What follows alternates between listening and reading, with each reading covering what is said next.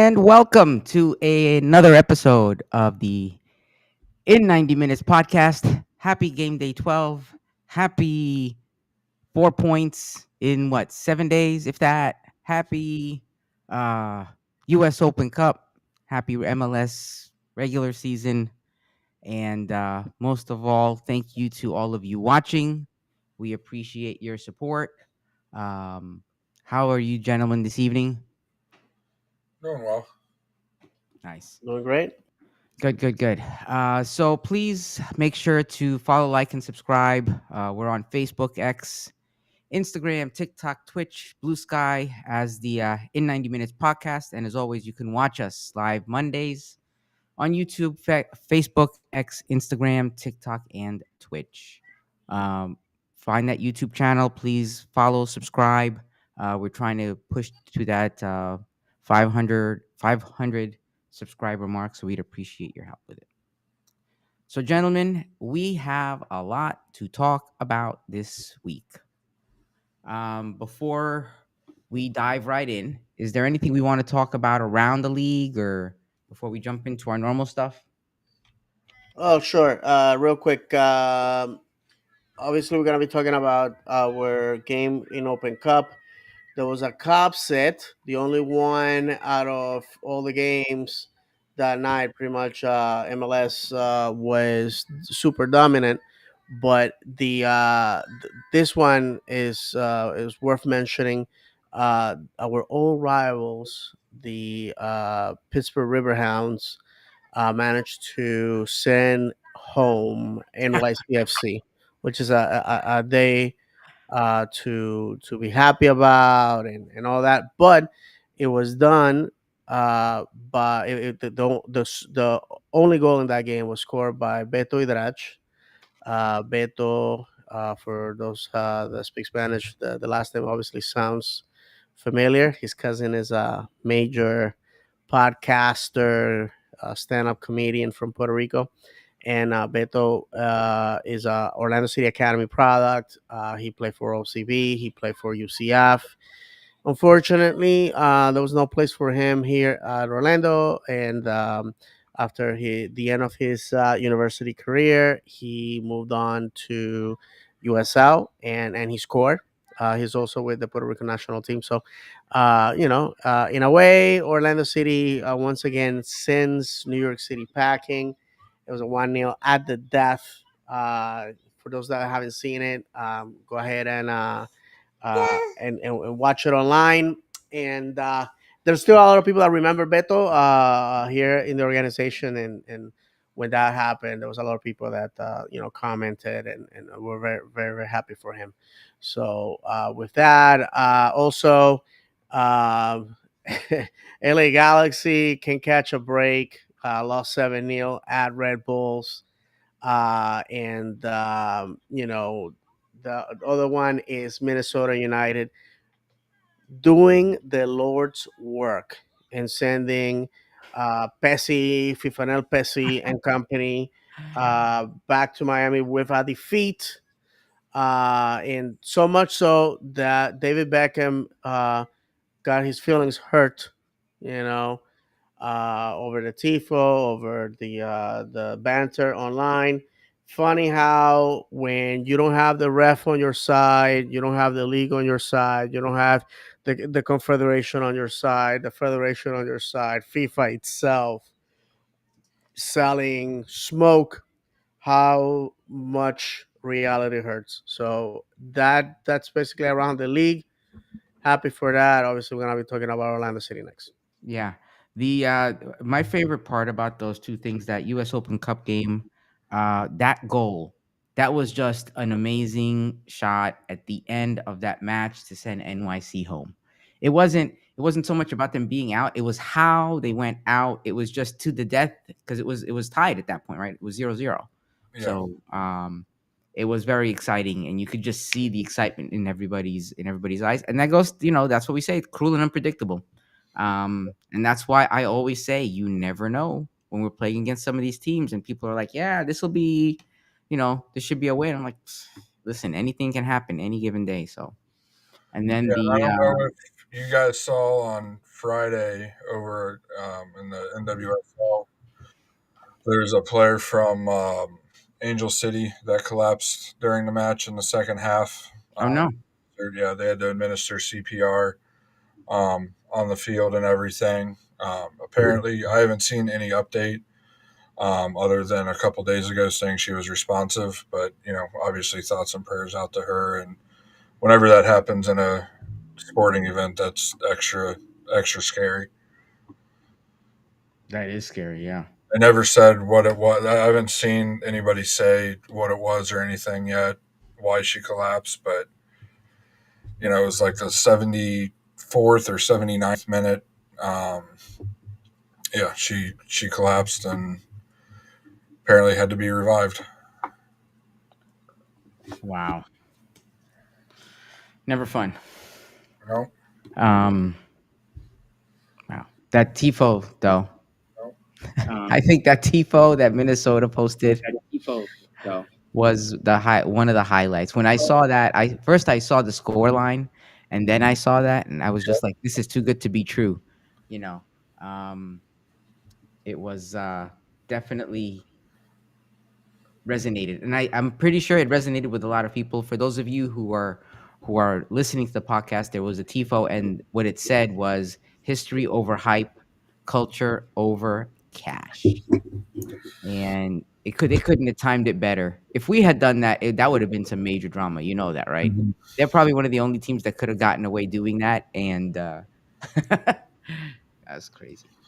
But That yeah, is I mean, I quote tweeted one of the people that MLS reporters or podcasters, bloggers, whatever you want to call them, that's always trying to hype up Messi and them, and he had the audacity to ask, was this soft of Beckham? And I mean, of course it was. Beckham was, I know our English fans are gonna not agree with me, but some of you will. Beckham was a soft player, and he thought it was, in my opinion, he always thought it was a beauty pageant on grass for 90 minutes. And I mean, he was an outstanding player, had an outstanding, right foot on him, and you know, was one of the best players in the world for a reason. But he always rubbed me the wrong way. Always thought it was a fashion show. And if you're going to sit there and try to build a super team, potentially illegally in Miami,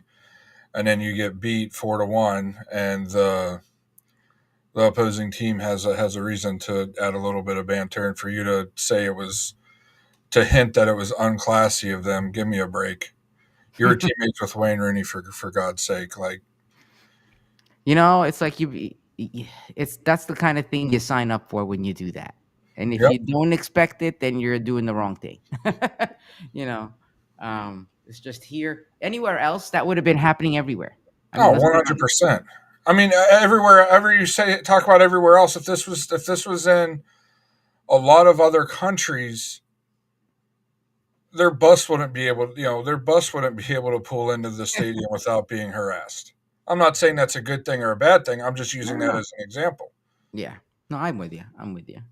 I agree. Um, okay. So moving on, we locally we have a team that plays in the Pro Volleyball Federation and in Orlando, and they recently won their championship. So we'd like to give them a congrats on that. Congratulations. Yeah, always nice, always nice. And then on to the Pride. The Pride were played away at their last game, and they had a draw. I'm trying to remember. It was the Courage. I think are they North Carolina I Courage? believe Correct. so. Yeah. Okay, so it was a draw against the Courage, and Priscilla Chilufya was the star of the match, and I believe it was her first start and first goal. So congrats to her on that. I hope I got that right. Misael Yeah, is our Pride. resident It was Pride. at the death. It was from a corner kick, and it's again. You play to the whistle. North Carolina fell asleep. Orlando City pounds, and you know what they say in football in this country. You tie on the road, you win at home, and you're guaranteed a ticket to the playoffs. All right. And now on to OCB. Give me 1 second here. OCB has not played since we last spoken. However, they have their next game coming up Saturday, May 17th, against their rivals from down south, Inter Miami CF2. And I believe, gentlemen, correct me if I'm wrong, did season ticket holders get an email about Yes, tickets for this? Yeah, it's the correct. same email for the autograph session that came in a week or two ago. Yes, Down at the bottom, there's a link for you to claim your tickets, and you can claim the tickets right there. You get up to, I believe it's up to four, or at least that's how correct. many I got for some reason. For free, parking's free. We live all the way up in Apopka, and we're going. You know, so there's really no reason not to go. It's a Saturday night. Not much is going on that I know of, and chance to root on the boys against one of our rivals down south. Last year, it was a really good crowd that was there to root them on. It was a good match. If I recall, we drew and then ended up winning in penalties, if I recall correctly. Hmm. Um, Yeah, that's correct, John. and if you want to get up close and personal with the game and meet some of the future stars, that's the place to do it. Thomas Williams will probably be starting. Gusky will probably be starting. Caraballo will be starting. Um, Otero or Machado will be starting. One of those two in goal will be starting. So, here in the next couple of years, a lot of players will be that'll be hopefully up on the senior team and that are already making senior team appearances will be featured in that game for us. And Inter Miami has their second team's one of the, I think they're just above us on the table in MLS Next Pro. So, they have a pretty decent reserve squad that none of them have a chance of ever seeing senior teams. So, um, show up, support the next generation of players, and it'll be a fun time. And if you're a season ticket holder, no excuse. These are free tickets. Thank you again to the team, to the front office for understanding what the fans want, and also this. Let's go support the boys. They really need it. Think about it as a warm up before we the first team goes down there to show these people what a real football club looks like. And on Friday, there's gonna be an event, signing event. I believe two players are gonna be available for that. It's a RSVP as the space is limited, so plenty of action if you're an Orlando City fan this coming up week.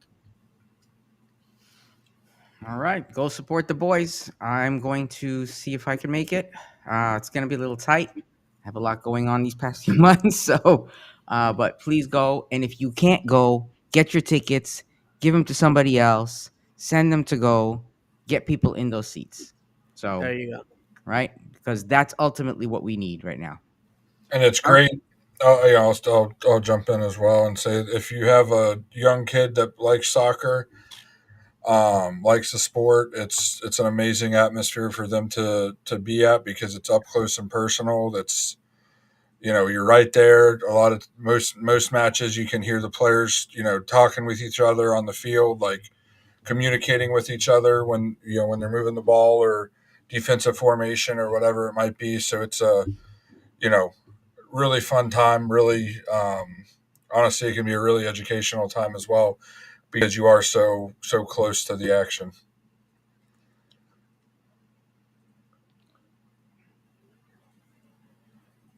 Yes, it is. All right. So moving on. Was it this past Wednesday, John? Yes, it was. This past Wednesday, John and I got in our cars, braved the I-4 corridor. I actually didn't drive on I-4 that long, actually. It wasn't too bad.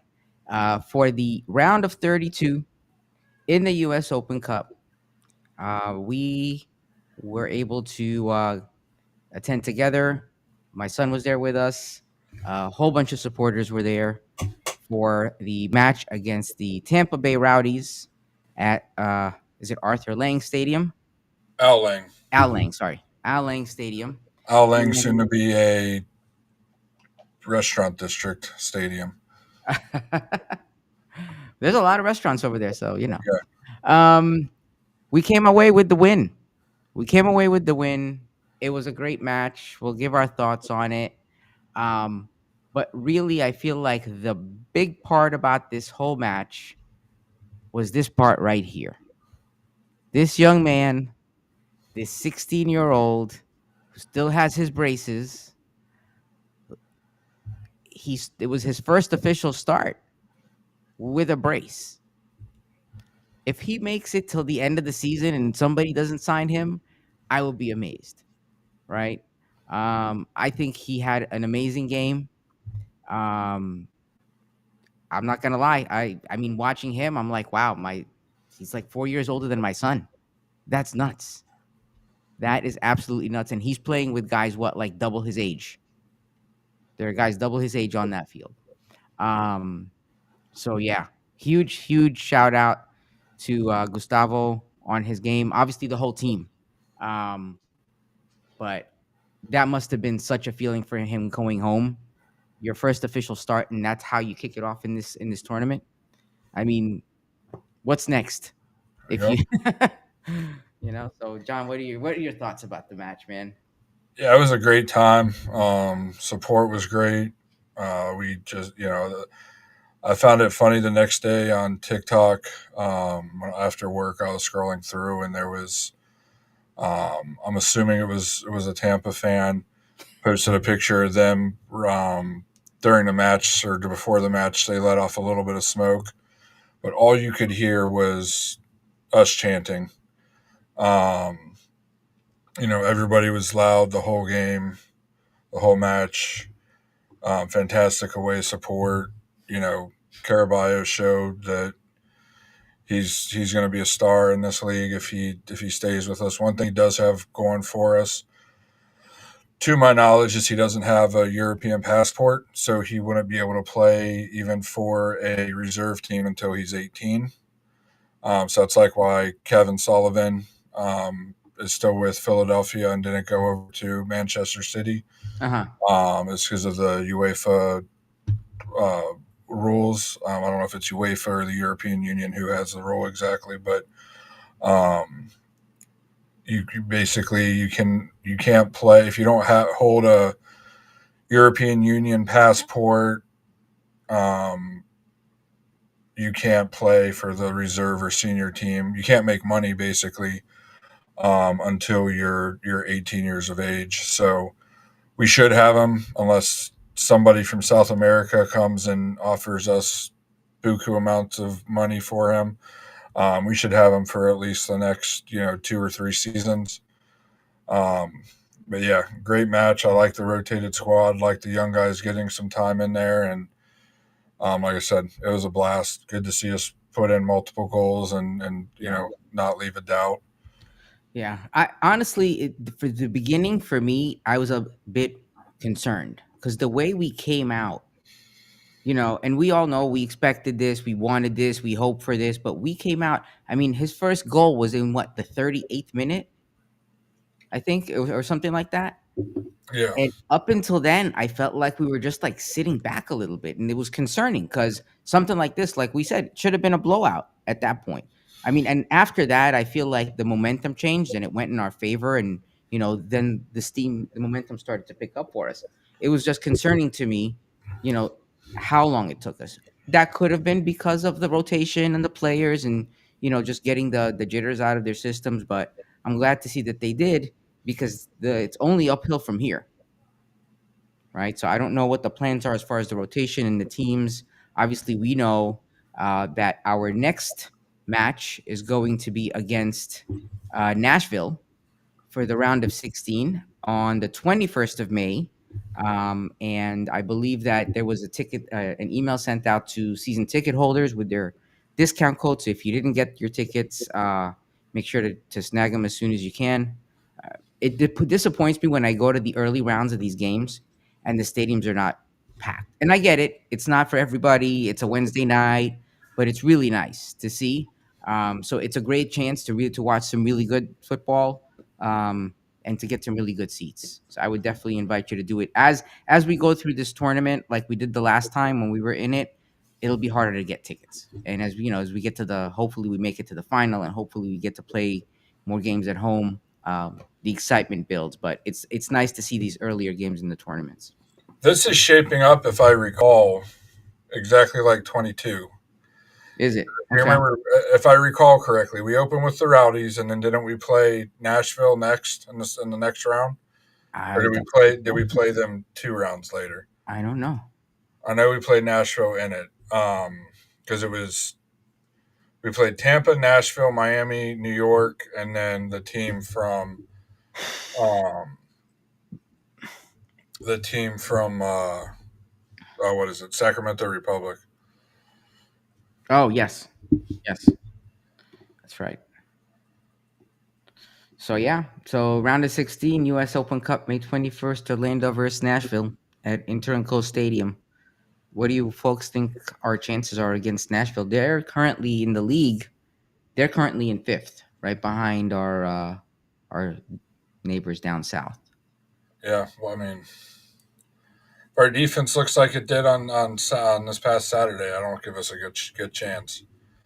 I mean, I know we'll talk about the match later, but it was both goals were very worrisome. Two of the three goals were very worrisome. Yeah, yeah, yeah. We'll get to that. So again, Wednesday, May 21st, 7:30 p.m. Be there, support the boys. We don't know how many chances we'll get at home, so every chance we get, we need to show up. Yep. Um, David, any thoughts on the upcoming match? Now Yeah. we Can you can hear guys you. hear me? Okay. Yeah, yeah, yeah, yeah. I guess we were having some issues.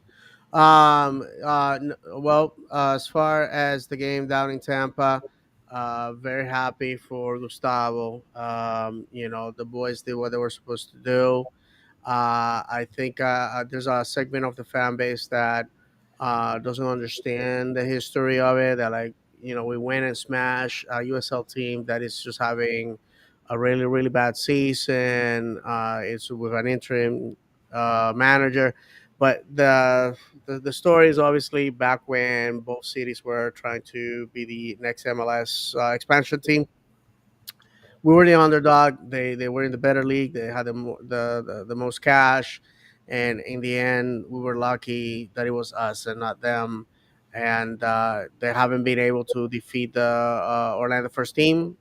That remains a fact. And for the poor young man that was naive enough to go after our account on TikTok, saying that Florida's green and all that other nonsense. I'm sorry, 5-0, and for a 16-year old on a school night to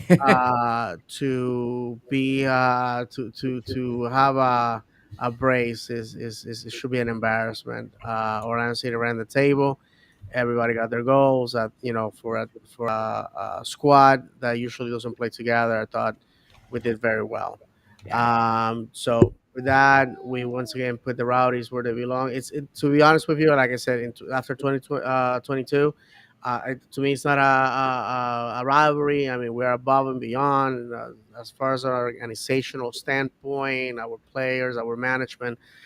They're just a thing of the past. Honestly, boohoo, so sad. It's rear view mirror stuff to me. I yeah, understand the history behind it, and I'm glad that you guys had a good time. Unfortunately, I was working in Vero Beach, and I watched the game on my way home. Um, the one thing, like you said, let's go try to support them. Unfortunately, this year, my work schedule prevents me from knowing if I'm gonna be making a game, and if I am, it's probably gonna be like an hour before kickoff. I don't live far away from the stadium, so it's not a big deal. But if you can, go support the boys. May 21st, 7:30, 655 West Church Street. You know the way to get there. Let's go out support the boys. Once again, we're the favorites to win the Open Cup. and I believe that we should make an effort to get that trophy. It's a trophy. You don't reject silverware, and it's an opportunity to return to champions, and that will be awesome. I mean, as far as making playoffs, it doesn't matter as long as you're in one of the spots. But here, you gotta win every single game. And Nashville, they're not a pushover. We played them in 2022 with our great Rodrigo Schlegel, basically scoring at the death, taking it to extra time, and for us to go through the wide open door through PKs. So they want revenge. These guys want revenge. So they're not going to. And, I mean, and didn't we eliminate them last year in playoffs? Nashville? No, it was Charlotte. Well, that was Yeah, 2 years ago. Yeah, exactly. So they have a bone to pick with us. They're hungry for trophies too. So should be a great game, and I invite everybody that has an experience Open Cup to give it a chance. yeah. I always say when you get into tournaments like this, it's a totally different vibe, right? Like I've taken fans, friends to normal season games, and I've taken them to tournaments. And even early on in the tournaments, it's just a different atmosphere at these tournaments. You can't, it's like going to the playoffs. It's going to like the NBA playoffs. It's different than the regular season. So it's definitely, if you've never experienced it, I would definitely encourage you to. And thankfully, unlike some other tournaments, these tickets are usually reasonably priced, Affordable. affordable. Until the Thank you. final. What's that? Said Until the until the final. final. But honestly, even then, if you compare that to like the MLS Yeah. Cup and all of those things, or even let's not talk about the FIFA Club World Cup because that's a joke. But uh, the ticket prices, that is. What's funny? Did you guys see after the match somebody went onto the wiki page for the Al Lang Stadium, and they changed the owner of the stadium to Gustavo Caraballo? Yeah, I saw that. Savages. That was And I hilarious. mean, the one thing that I love about other than it's an automatic win that I love about playing in Tampa is how many that's our only away day that we get that's not a full day trip. Correct. Yeah. You go down to Miami, it's 3 hours one way. Add the match and the drive back, that's 8 hours. You're Yeah. not, and the match gets over at 9:30 most of the time, and you're not going to want to drive 3 hours back after being on the road for 3 hours before the match. It's just you're gonna spend the night there and everything. Absolutely. So No, it you're was right. it's nice having an away day that you can go there and back in the same day, a lot like a lot of other countries have, and have that team that's close to you that you can go in and Yeah. experience an away day. And it's something I hope someday that eventually we have more of, where every team has at least one or two, there's one or two teams close to them that they can That's some local derbies. yeah, have a somewhat local derby. I mean, in England, an hour and a half, 2 hour trip there is cross country, but us Americans, we don't mind driving an hour and a half, 2 hours for something. But yeah, I mean the atmosphere was great. The walk to the stadium, march to the stadium, whatever you want to call it, was a combined march with the Ruckus and the ILF. I'm sure most people saw the images from the walk in. That was very impressive, honestly. Yeah, When I saw the videos afterwards behind the green, like behind the screens that they had, all you saw was like purple smoke everywhere. It was crazy. It looked like a train. It literally looked like there was a train coming with purple smoke from behind the yeah, fence. and the atmosphere was amazing. And we were talking before the show. Ahmed was talking about the setup, and you know, to me, it's like set us up in the trashiest location you want. We'll still be better than you. Which is kind of what going to an away day is about. As Yes. being in a supporter section. Absolutely. Absolutely. I think I've only been to this is the second away game we've been to, and for as many home games as I've been at, the away games, I it's amazing to me, right? And the only other away game I've been to, and they've been local ones, it's been this one and been down south to Fort Lauderdale. Um, but the atmosphere, and maybe it has to do with why how because they're local and it's such a big group that goes, it just adds to it. So I definitely would like to go to more away games because I think it's an experience that there's not one like it. Yeah. Yeah. That was my second one as well. My only other one was I went to one in Cincinnati. We weren't in the way section. Um, my dad bought, since my dad lives up there, he just bought tickets behind the um, go opposite of their supporter section. And to my surprise at the time, they let us just go and sit there. I thought we would be rerouted to the away section, but I guess that's only in other countries. Um, but yeah, I mean, having such a big group of people, I mean, there was at least 500 people. There's the what I kept seeing online, just in the supporters section. I mean, that thing was packed. There wasn't really a place on the bleachers to sit. People were standing all over inside of it. And, it was awesome. Yeah. All right. So go support the boys May 21st, 7:30 at Inter and Coast Stadium. Round of 13, round of 16 in the US Open Cup. All right. So on to this past Saturday, May 10th, and we welcome the New England Revolution to Inter and Coast Stadium.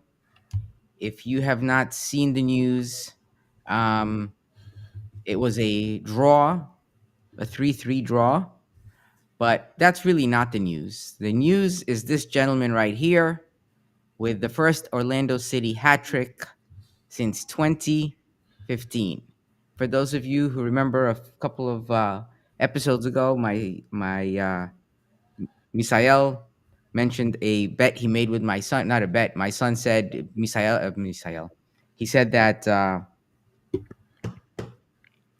Luis Muriel is going to score a hat trick, right? And then Misael said, if he scores a hat trick, I'll get you a Muriel jersey. Well, I'm pretty sure my son now wishes that he said that it would have I know, been I know. first hat trick since 2015. 10 Last years. time it was Kyle Laren, if I'm not mistaken, Correct. right? Huge shout out to this man. He is the star of the match. He made the team of the match day. If no surprise there. I was watching this. I was at an event, so I was watching this. I had my phone down there on silent, and his first goal that he came up on that left side, it just came out like a missile. And after that, it was just amazing. Um, but for all that scoring that we did, it's still a draw, right? So that's where I'll leave it before I open the floor for the comments from my fellow podcast crew here. So, gents, thoughts on the game, thoughts on things. Let's get into it. Yeah, first off, I take full responsibility for his hat trick because I usually don't stay for photos, and my buddy that I rode with me, some of his friends, Yeah. I saw stayed, that. we stayed with them, and Muriel Ojeda put his hand on my shoulder, and just like what happened in the Bible, I gave him that healing power to. No, I'm obviously joking. um, no, I mean, this team just can't finish. I mean, yeah, he had a hat trick, but how many wasted opportunities do we have to put two, three, four more goals in? How many wasted opportunities did Muriel have where he tried to out dribble the keeper or dribble over somebody instead of just ripping a shot on the net, at the net? Marco had probably his worst game in purple. He looked indecisive and double, second guessing what he was doing. It was nice to see both our midfielders, holding midfielders, get assists. Um, but other than the assist for Arujo and Gerbe and the hat trick, cool. We had product, but there was no in service on it. Mhm. And that's the least of the negative topics that I could bring up. And then defensively, that second goal, the first goal, I can't really speak of. I didn't wasn't able to watch the match fully, replay. I did watch that second goal to see what happened. And as much as we've talked up Brekalo and as good as he's been for us this season, you got to be stronger than that, and you can't let the man get goal side of you on a free kick or on a ball in. Yeah. Just unacceptable on his behalf. Um, the first goal, well, it really happened all match. We just got to be able to clear the ball. Clear the ball. I'm tired of seeing guys head the ball straight up in the air and not to people's feet, 50, 40 yards from our defensive goal. Put it to somebody's feet, get a counter going, get the ball going the other way. Um, it's just disappointing. We had a 2-0 lead, and then with within 5 minutes, it was gone. And it was just sadly, and everybody's going to point to the penalty decision. Sadly, we gave up 2 goals beside that, and to me, from what the call was on the field and seeing the slow motion replay, Mm-hmm. it wasn't going to get overturned. And you put yourself, and again on that one, no, I'm sorry, that one was Dagger Dan and Janssen. But again, you can't leave a game up to the referees. This was, how many games have we said, oh, that should have been a penalty, that should have been a penalty. Yeah. Well, this one that shouldn't. A lot of people feel, and potentially if the call was on the field, if it was a no pin, if it was a no call, potentially I don't see them overturning it if it was a no call either. It was inconclusive in the replay, and you can't leave results up to the officials. That's yet another match. And you didn't bring it up, Ahmed. We're what, 8 matches now Yep. undefeated Yeah. without a Yeah. Yeah. loss. Undefeated. But here's the thing. This is undefeated. This should. I mean, I feel for me it felt like a loss because Yeah, I was watching that score line and I was like, we had this, and it just slipped through our fingers. And we have a comment on our Instagram from on I think it's Gustavo Cachon from Lemon City Live, if I'm not mistaken, and he's saying, uh, well, first of all, thank you for watching us on Instagram. Secondly, he says Ojeda with the hat trick is a huge deal, but yet another draw ain't great. Only 8 points out of a possible 18 is a problem. That is exact Indeed. for me. That felt. I was watching it. I was at a party, and I went from being ecstatic that we were up to watching it just fall through our fingers, right? And well, I'm sure we'll talk about the PK at the end and whether or not that was a PK. You know what? I don't care. I don't want to lose on a technicality. We shouldn't be worried about a bad call because we say bad calls happen. We need to score enough goals that a bad call doesn't matter, right? Or we need to not let 3 goals go. I don't know. when you Ahmed, you even go to the end of the match, right there at at the very end of the match, we almost gave up a game winner on a free kick. Yep. That Yep. would that when I saw that ball come in, my heart stopped. Yeah. And the fact that we can't that this team suddenly in this match, and yes, it's an outlier of a match because for some reason we couldn't defend balls slung into the box that we usually do such a good job at defending. For some reason, this match we couldn't defend them whatsoever. Yes, Gil, however you pronounce his last name, is a fantastic player, but you can't. He is the only reason they won that match. The fact that we couldn't stop him. This was one worry I had with now his name slips my head. Cartagena getting injured is we didn't have that solid. Araujo's a very good central midfielder, but Cartagena defensively is better than Araujo.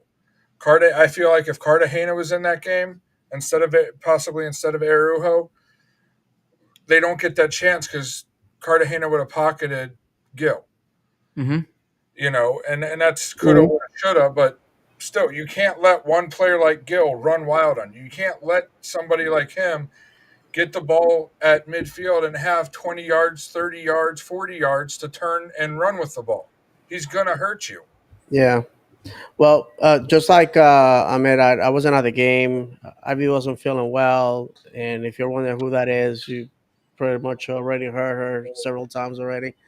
And it was raining, so Obviously, taking a 2-year old to a game to get wet is not a good proposition. So I watched it from home. I watched the games in Spanish. Our good friend Sergio Ruiz was on the call, which is great. You know, the guy bleeds purple, and it's always great to have him. And first goal, a golazo. Probably top three goal for Orlando City this year. Definitely top 10 in the league.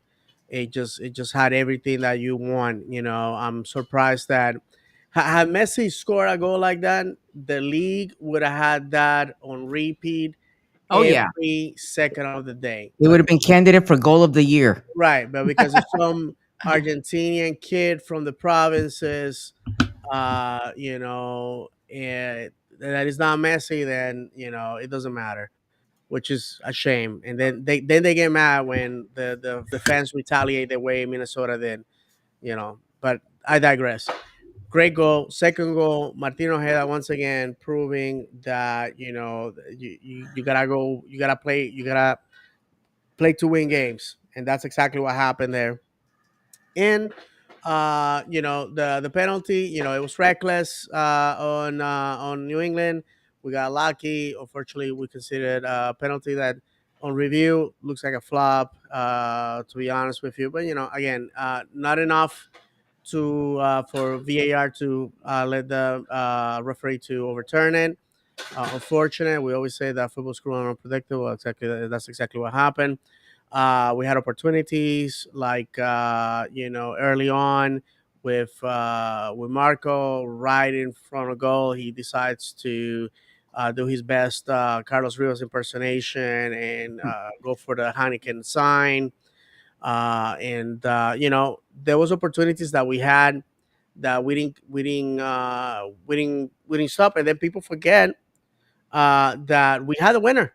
Unfortunately, he hit the back of Duncan McGuire, who was offside. Again, it's just like the cruelty of the sport, man. And Duncan was really upset at himself. I'm glad that his teammates were like, "Oh, it's okay," blah blah blah, whatever. But we probably could have won that game, but we didn't. The reality is, if you look at all the points that we had dropped, we probably would have been top four at the moment. All streaks in football, good or bad, come to an end. It took 10 years to get a hat trick, and just like the last hat trick, it wasn't enough to get the 3 points. The way I look at it, two teams that had not conceded goals for a long time, and they went at it. Some healthy competition. I have nothing negative to say about them. They came to win the game, and we came to win the game. And again, it's those type of situations. Now, that said, I think the fans responded very well. The weather wasn't the greatest. This is the time of the year where if you have kids in school, you have graduations, you have annual school events, and to finish, because they're telling me to shut up. To finish, I think we have to. Okay, mom. We have to look at it this way. We have to progress and get to a place where we can start winning games. Other teams are not winning games. Other teams are not having a great season. Ours is mediocre right now with six ties. We're one of the teams, if not the team in the league with the most ties, and ironically, we have some of the least amount of losses too, tied with Miami. Yet they're Mhm. fourth, and we are eighth. That tells you right there. You gotta start winning games, Yeah, especially if you're competing against the teams that are above you. And this week we have two of those games. Wednesday at home against Charlotte, and then we head down to Sunday night football Sunday to night play football. Miami at Miami. And those have to be wins. At this point, they have to be wins. The old man bleed. We can see that Miami is not the Miami of Tata Martino. And, the reality is that at some point you have to go down there and beat them like an old rug and show them that all they have is some old stars that all they do is sell T-shirts or jerseys. That's all they do, and that fan base is gonna evaporate like milk in the middle of the Sahara at noon, and that's how again that's exactly what's gonna happen. I think the boys left unsatisfied with the result. I think our fan base treated this as a loss. I can't believe you scored 3 goals and you still feel like you could have done better. To me, great progression. Because back in the day, a game like this, we would have celebrated as a victory. But now it's not enough. It's not enough to make playoffs. It's not enough to, tie. We have to win games. We have to lift trophies. And that is the type of pressure and demand that Oscar and the boys are feeling now from a fan base that is through with daydreaming and promises. Results have to happen. All right, before we move on, we do have a bunch of comments I can go through. Okay, cool. Gustavo says he switched over to Facebook. Thanks for the shout out. Ray said, if it shows up, there we go. Just win, baby. Serge Nash, we must develop the no mercy, kill 'em all mentality. 22 shots on goal and 2 goals, plus one from a penalty. And I'm always scared when we are up early, 2-0. The team slows down. Gustavo, the good news is that the team always has their struggles in the first half of the season and then come back after Leagues Cup and go on a tear. And this season, they're actually in a better position than in previous seasons up to this point. So no reason to panic. I think they'll figure out their issues. And the team is built for hardware, in my opinion. And then Serge Nash said this team will come back to bite us. No home field in playoffs. Yeah, I mean, I was going to bring up what Gustavo said is that Yeah.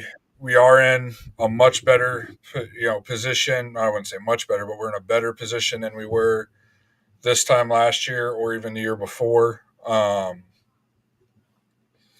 We know we can score goals. We know the defense is there.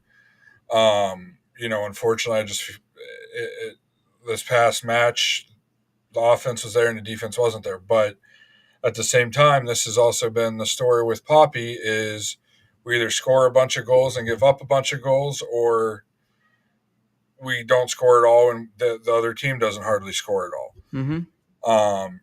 So I mean, I'm definitely not. I know some people on social media were already saying I'm definitely not saying Poppy out, but one, because that'd make me a raging lunatic because he just signed a 3-year contract. He's not gonna be fired anytime soon. All I got to say is to the Poppy Inn people, this is what we're going to get the first half of the year every year. You're welcome, or thank you. To me, it's and one of the people I hang out with brought it up, and I've said it over and over again. Is his style of play reminds me of the Italian league and how most of the teams play over in Serie A.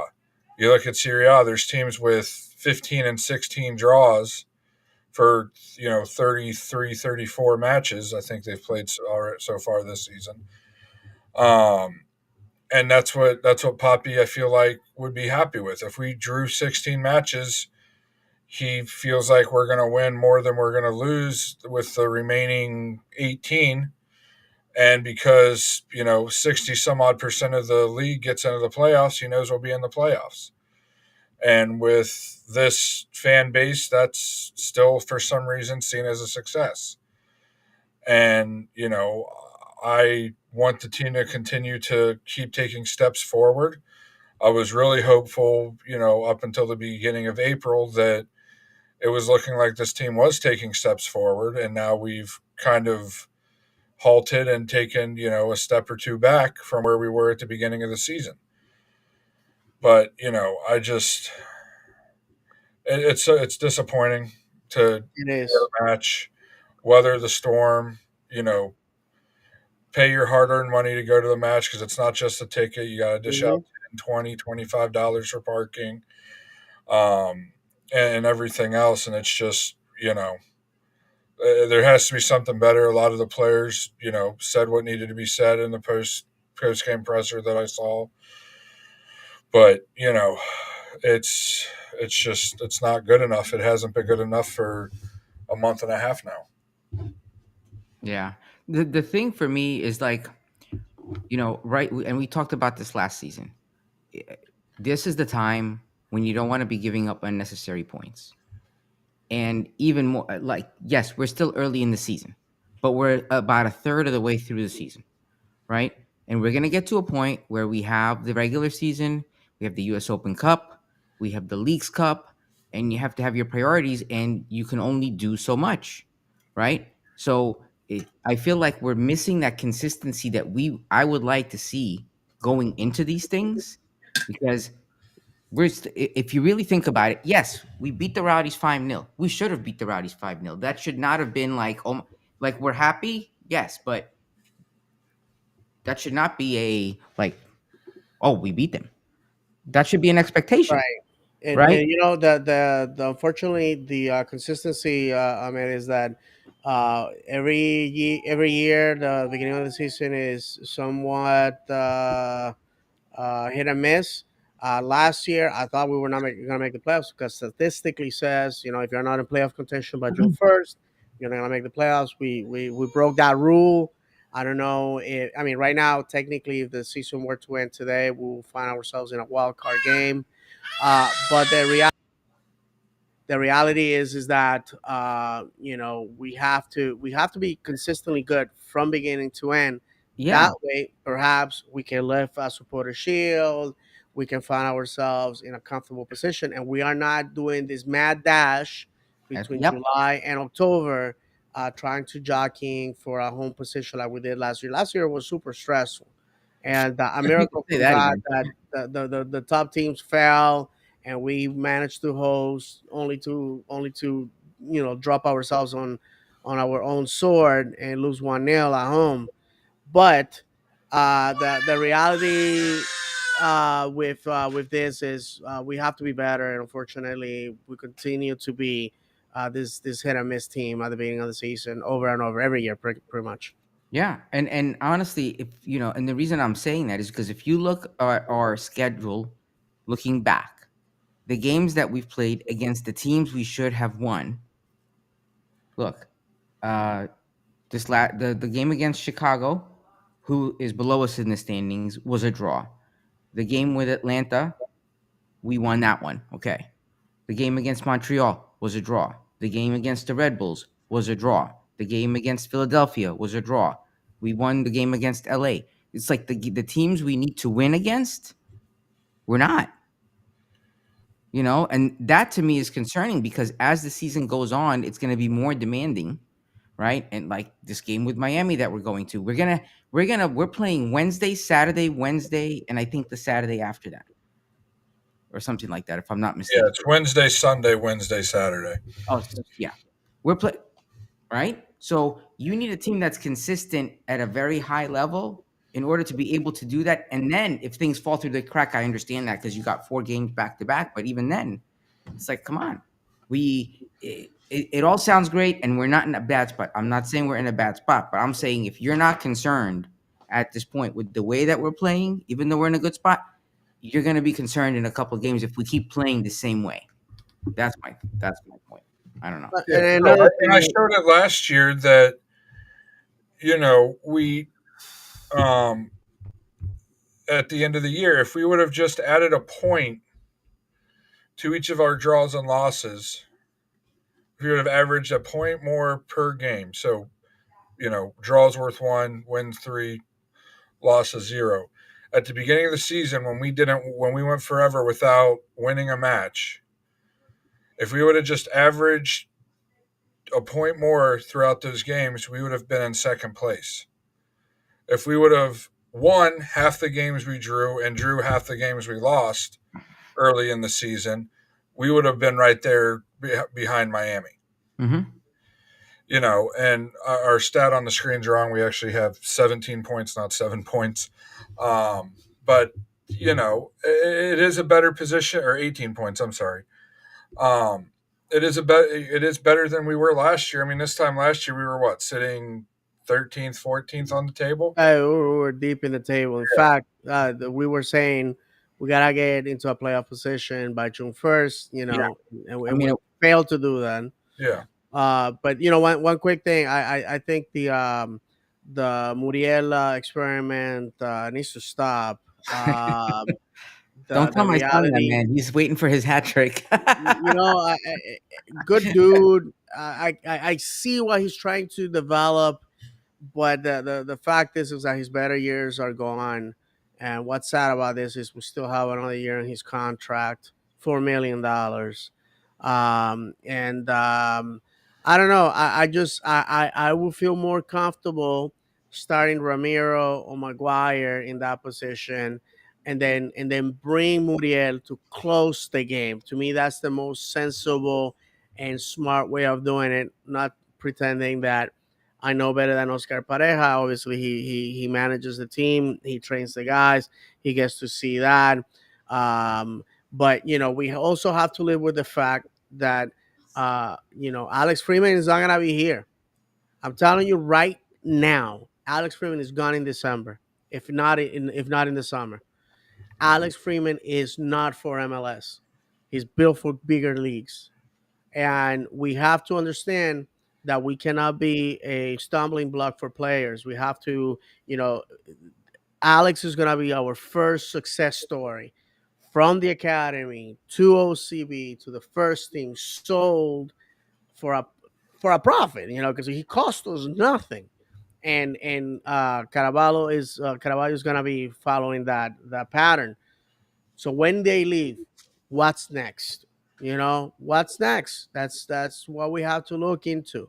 We have to maximize the squad the way it is, and I think we have made some blunders in the squad that unfortunately, uh, you know, are anchoring us with a player that is it hits the bottom line heavily, and the return for investment is not there. And I'm not attacking him. I'm not insulting him. I feel that Muriel goes out there, gives everything that he has. He wants to win. He wants to do a lot of that. But we paid for the Muriel of 20 years ago, 10 years ago, and that guy has not presented himself.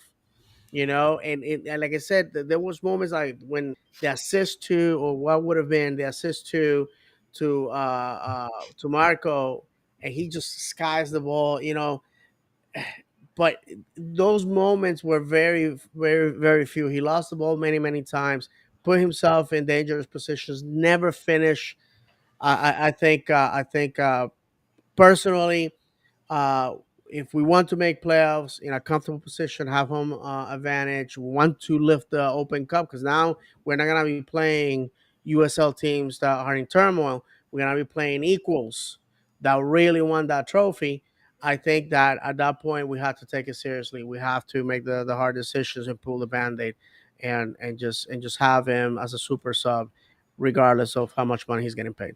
Well, the thing with Muriel to me is he didn't have that bad of a game on Saturday.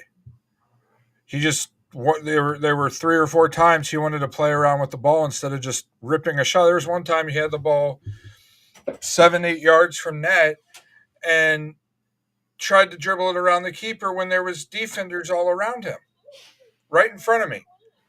Literally, he had a chance to put it near post with his left foot, switch to his right foot, and could have passed it underneath the keeper with his right foot, and did neither of them. And then the ball was stolen from him. But like David said, he costs too much to not be productive. A player of his that's getting paid as much as he's getting paid needs to be productive. He needs to have at least the season Duncan had 2 years ago, scoring goals.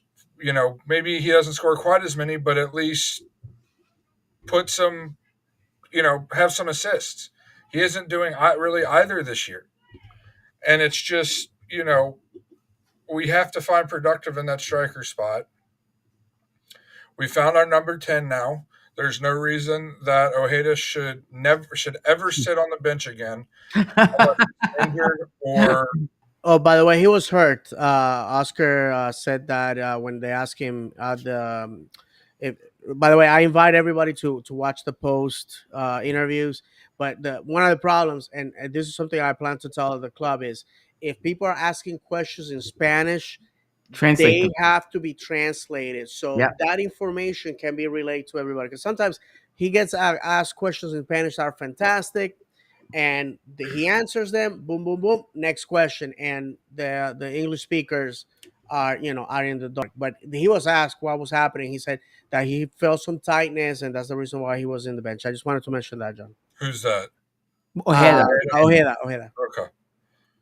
But well, then he should have been on the injury report, and he was never on the injury report. Um, but still, like I've said it week after week. The Muriel experiment's over. Um, and we got some people commenting about Muriel now that we'll get to. Actually, we'll hit it now. We'll skip a couple comments and hit those now. I didn't realize it was my dad. That's not intentional. Um, but basically, he's saying Muriel last year D minus, this year C plus, and Muriel is an expensive C plus. Basically, I disagree with that. I think Muriel last year was an F, and I feel like this year is at best a C minus for what we're paying him. He's the most expensive player we have. Your most expensive player is supposed to produce goals, and he's not producing goals this year. We He's have what? a comment before that one, Yeah, John. no, I know. That's what I said. Um, I said we get to it, but I'll read it now. Victor Rosa said, "I know the wins are not all there, but 19 goals scored and only giving up 7 in the past 10 games is pretty good. The wins will come. This team looks great." I mean, saying they look great's that's your opinion. You're entitled to it, but they look great on defense one match, and then another match they look great on offense, and then they don't look so good on offense. I mean, they're exciting. They're fun to watch. I'm gonna It be Yeah, is. honest with It you. is. They are. but we need to have a performance. I mean, my dad said it before Victor's comment that Poppy has said you can't improve the offense without hurting the defense, which is ridiculous. If you control possession, look at the top teams in Europe or in England and Germany and Spain and France are out of the question because there's really only one or two teams controlling those. And looking at Italy, the good teams that are up 2-0 in any time in the match, up by 2 goals in the match, even up by a goal in the match. Generally, they're controlling the game. They're controlling the possession. They're making the other team be responsive, not the other way around. Every time, and I think it was Serge. Yeah, Serge said it earlier. The early 2-0 lead, team slows down. We knew that was going to happen once we got a 2-goal lead. We knew that the team was going to step back, play defensively, and try to counter. It's been that way every year Poppy's been here, and we knew that wasn't going to change Saturday. And why it doesn't change, and why we consistently give up 2-goal leads season after season after season, and don't try to change the way we're doing anything, or don't seemingly try to change the way that things are done, is beyond me. It's like in the group text, I made the joke about taking credit for Ojeda's goal. And SIL said, "Do you take credit for the draw as well?" And I said, "No, that's on Poppy. 100%. That draw was a tactical decision by Poppy when we were up 2-0, absolutely dominating the last 10, 15 minutes of that match before we went up 2-0. And then we decided to sit back and let New England control possession for the next 7, 8 minutes, and they put in 2 goals. That's a coaching decision to me." All right, moving on to Wednesday. Um, we're gonna be facing Charlotte. That's coming from losing 2-1 at Nashville. Right now they're flying high. Those guys. They are. Geez, I'm sorry. Oh, they are 2 spots above us, which puts them in the sixth position. What do you Mhm. guys think? I mean, we gotta win. This is the rebound. You had the breakup. They told you you're worthless. Whatever. What you do? You put on your tight pants and you go to the club. So what do you think is gonna happen this coming up west? coming up Wednesday. Go ahead, John. I mean, if we can control the balls into the box better than we did on Saturday, I think we should come out with a win. Even if we rotate the squad a little bit, I mean, there is 4 days in between from Wednesday to our next match. Even with a rotated squad, even if you sit Muriel, which wouldn't really be a downgrade in all of our opinion, I feel like, and maybe you sit Marco, and bring him out in bring Marco in the second half if you need to as a super sub. Maybe sit Ojeda to give his legs a rest because he did play back to Wednesday and a Saturday. That'd be the only exception to bench Ojeda. But I still think that we have top to bottom, we have a better team, we have a deeper team. Um, Carolina's hit the brakes a little bit recently. They were flying really high early in the season. I think they were as high as second. Um, and I believe they've lost like two of their last three or something like that. Yeah, they've lost three of their last five actually. Yeah, they're a very bad away team. Their record is 1-4-1. That is one win, four losses, one draw. So it's a double game for us. So really, I mean, no excuses to not come away with a win. This team loves to do that to us. Where we look terrible against a team we should beat, and then they'll come back and put in a quality match against a match that makes us a little bit nervous. Mm-hmm. AKA the Atlanta match when we were all nervous about that one going into it, and then we ended up winning 3-0. Yeah. So we'll see. I mean, the East is tough this year. It's going to be a marathon this year. I don't really think any team's really gonna really pull too far ahead. Right now we're what, 8 points, 7 points outside of first place. There's 7 points separating us and Cincinnati at the top. And that's in the East that's separating first and fourth, or in the West that's separating first and fourth right now. So I feel like if we win Wednesday, it makes the draw Saturday a lot less worse. A lot. If you play on a Saturday and you play on a Wednesday, whether they're both home and you get 4 points, that's not that's pretty decent in my opinion. And then if you add in a draw or a win against Miami, that's spectacular over a three-match spread. So, three-match set, getting 7 out of 9 points. I will take that every day. So, I look for a win. We should be there on Wednesday in the supporter section in our usual area. Barrett's old enough now where he can be in the rain a little bit as long as it's not one of those cold rains we get. He was absolutely loving it on Saturday. So should be a win. Look forward to a win. Look forward to a dominant performance. Maybe not a three or five no result, but I'm looking for a very professional 2-0 3-1 win. Yeah.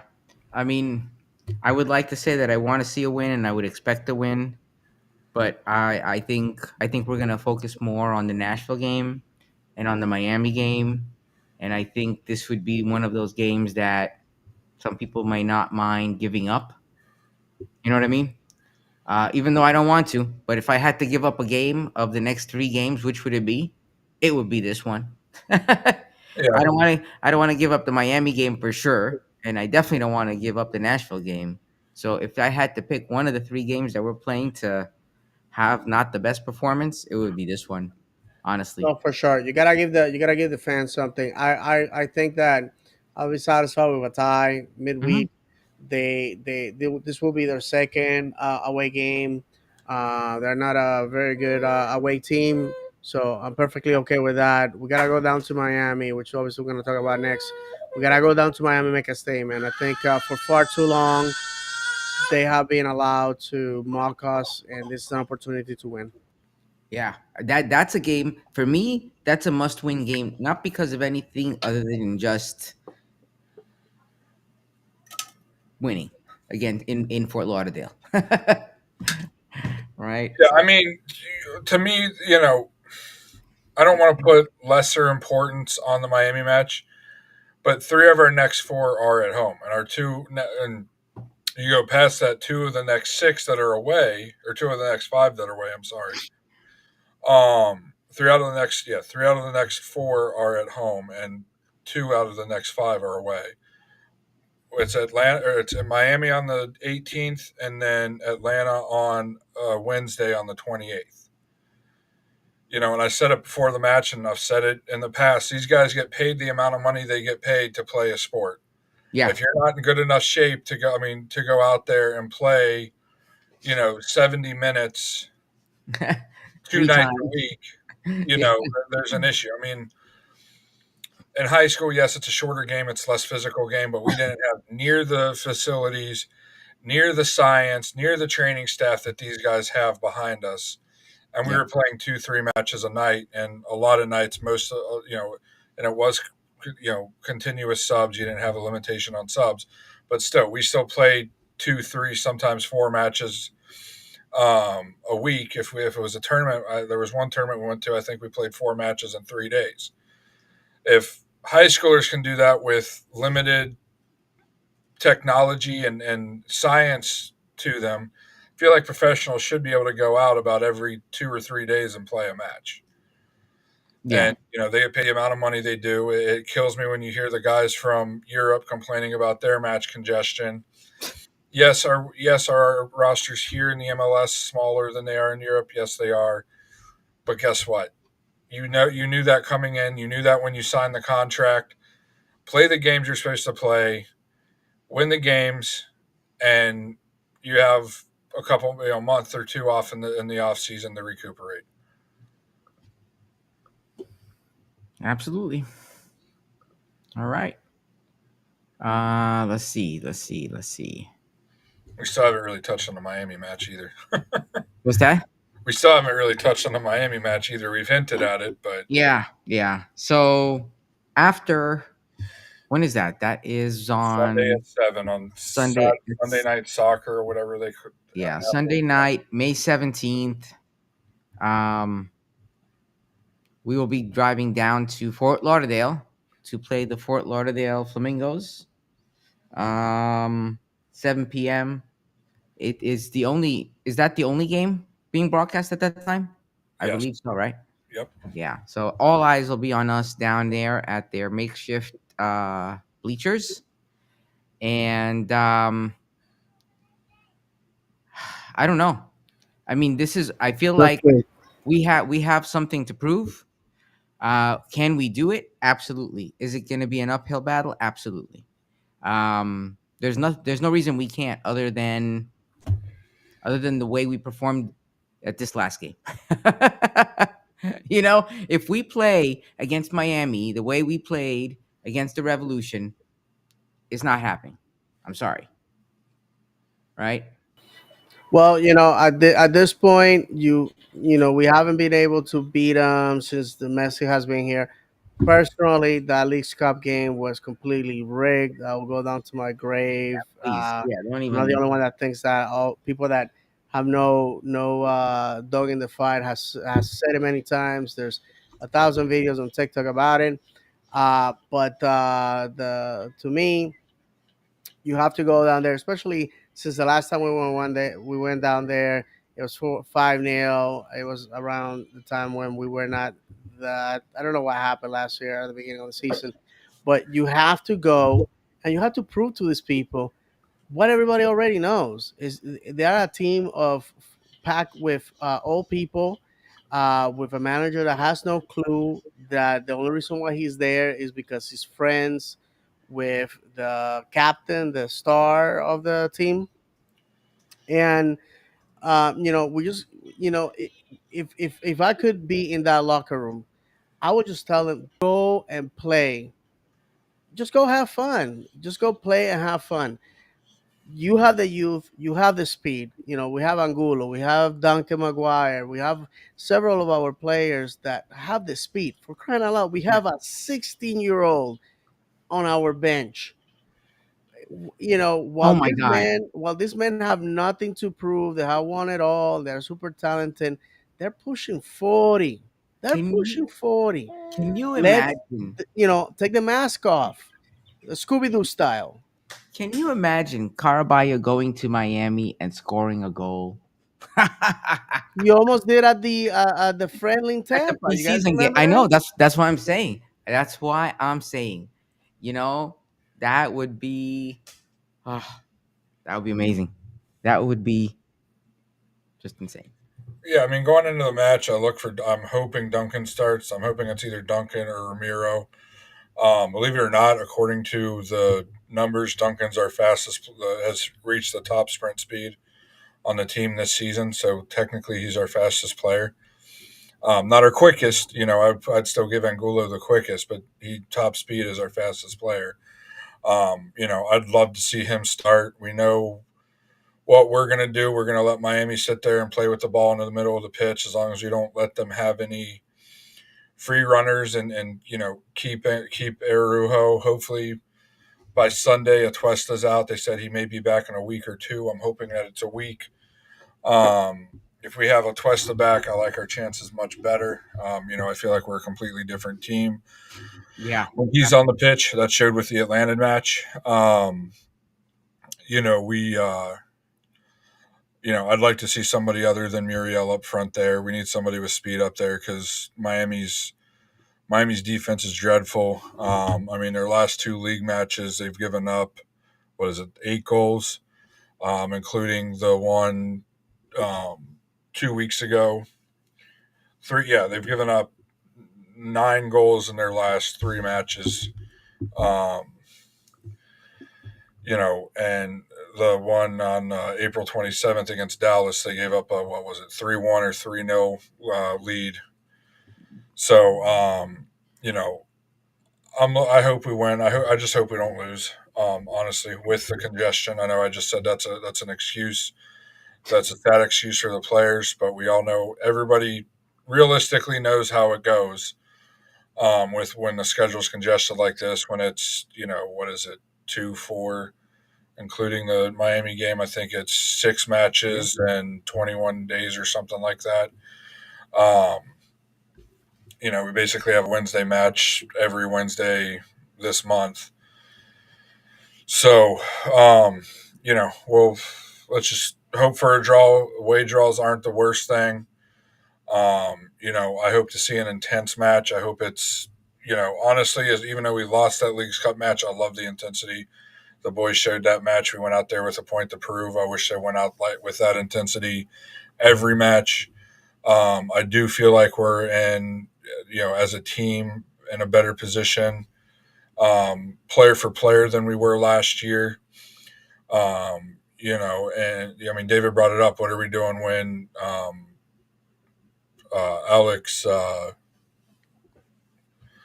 Gosh, my memory is terrible today. I apologize. Freeman. Freeman, thank you. When Freeman leaves, well, we still have Dagger Dan, who did a pretty darn good job at right back last year. That we still have on the bench. How many?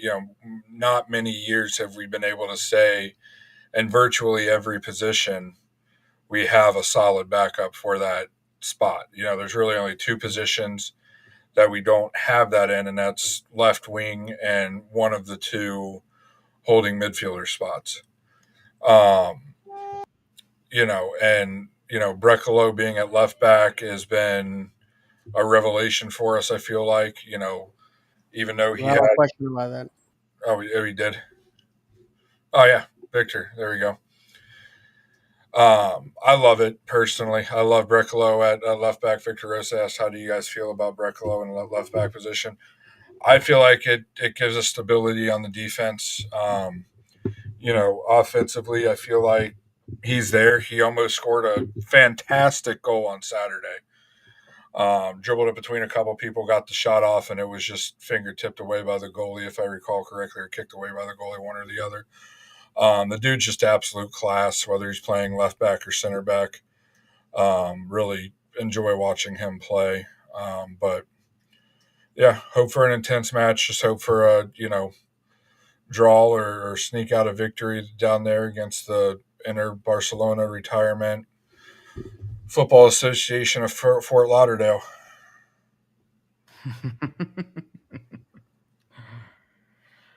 All right, gents. We What else? got a couple other comments too from Serge. Yeah, I got it. He says we need Atuesta, and he says no Atuesta, no party. Also, one thing that we need to remind everybody: Miami's playing in San Jose. Not to that doesn't mean that the Stars are gonna fly to that one. There And are apologies, somebody's bedtime is coming up, or it's been way past. But the I think that into consideration. We're playing at home; they're away, and then our trip to them is not that bad. I'm gonna have to say it, but even if it's a puppy special or whatnot, I would love for them to win because then you reinvigorate the fan base. We move forward. Miami's playing for nothing right now. They're out of CONCACAF. They got Leagues Cup, which is, as we know, tournament made up just to give Messi quote unquote trophy. And it's a tournament that I can care less for. If we play the kids and we're out of it um, early on, it will be a blessing.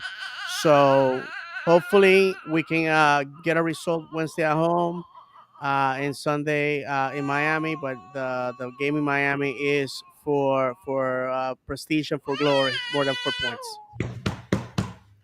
And one more Yes, note sir. on the match with Miami is depending on the results from Wednesday, we could actually overtake them come Sunday. If we win and they lose on Wednesday, we will be tied on points on the table. Wow, would that be something? All right, gents. Other thoughts? Anything else we need to cover? Show up Saturday for Orlando City B. Be there to support the boys. Yep. Um, they love it when we're out there. I did have talk to Colin Gusky after the match Wednesday a little bit, and he said that when we show up to Orlando the OCB matches and then the match Wednesday, he said that it definitely gives them a boost of adrenaline when they're out there or when they're out there playing in front of a lot of people. That it does help. So show up, be loud. It's either way. It's a derby match against our one of our interstate rival in the league. Yeah. All right. Anything else, David? Any additional thoughts? Just like John said, show up to support OCV. If you can make it Wednesday to support the boys against Charlotte, do so as well. If you're going down to Miami, you know, travel mercies. I hope everybody has a good time. If you're taking the train, remember it's an option. That way you can party hardy and not have to catch a DUI. Those are expensive. So, being that it's a Sunday on top of that, it's very difficult, right? Okay, somebody's telling me that it's time to go to bed. So, aside from that, we'll see you guys next Monday. Thank you everybody that was with us live, and everybody that listens to us. We appreciate that those numbers keep increasing every day, and if you haven't followed us on social media, please do. We definitely need the numbers on YouTube to monetize the channel. Not so much because we want to make money out of this. Is that way perhaps the podcast can pay for itself. As you can see, we don't have any sponsors. We pay for it ourselves because we think you enjoy the content. We want to talk about Orlando City, and hopefully you enjoy listening to us do so. Um, so, with that said, thank you very much, gents, and we'll be seeing you next week. Yes. All right. So we are going to leave you the only way we know how, reminding you that football is played on grass, not on paper, that football is cruel and unpredictable, that football is a pound of talent and an ounce of luck. And if you have not cried for joy or anger over football, have you ever really footballed?